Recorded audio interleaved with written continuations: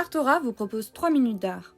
Je m'appelle Chiara Ardina et aujourd'hui je vous propose de découvrir ensemble un couple d'amants passionnés, pétrifiés par Antonio Canova de 1787 à 1793 dans sa célèbre sculpture Psyché, ranimée par le baiser de l'amour, conservée au musée du Louvre à Paris. Maître incontesté de la sculpture néoclassique, courant artistique qui se développe au XVIIIe siècle, Antonio Canova manie dès son plus jeune âge la technique de la taille du marbre. Après un séjour à Rome, Canova se fascine pour les œuvres des anciens. L'Antiquité devient sa source d'inspiration, notamment en copiant les œuvres in situ. Beauté idéale à l'antique, sublimation des corps, grandeur du classicisme, pureté et vertu sont devenus ses leitmotivs. Nous connaissons de lui plusieurs œuvres qui témoignent de cet intérêt, comme le mausolée de la princesse Marie-Christine d'Autriche ou encore les Trois Grâces au musée de l'Ermitage à Saint-Pétersbourg. À travers ce groupe d'1,50 m de haut pour 1 m de long, Canova livre au spectateur une de ses œuvres les plus délicates. Dans cette œuvre, les visages sont proches et les bouches se rejoignent pour un baiser au centre de la composition. La jeune fille, dans une attitude de délassement, la tête renversée, encercle de ses bras la tête de son amant qui se penche vers elle et l'enlace à son tour.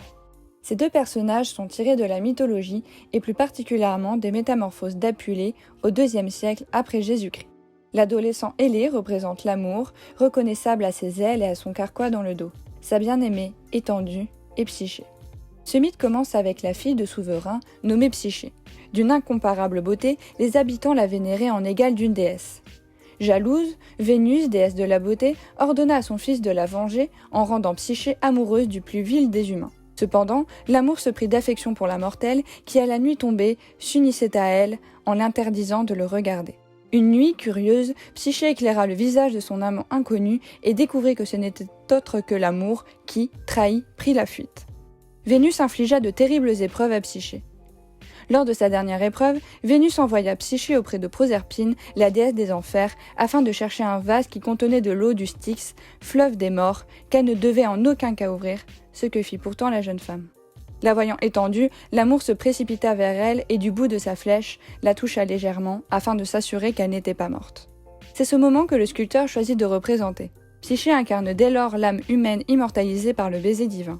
Dans ce groupe en ronde bosse, l'artiste nous invite à tourner autour de la sculpture afin d'y apprécier toute sa virtuosité. Canova a choisi de mettre en scène des corps adolescents, rendus sensuels par le poli du marbre, de Carrare et la grâce des attitudes. À bientôt!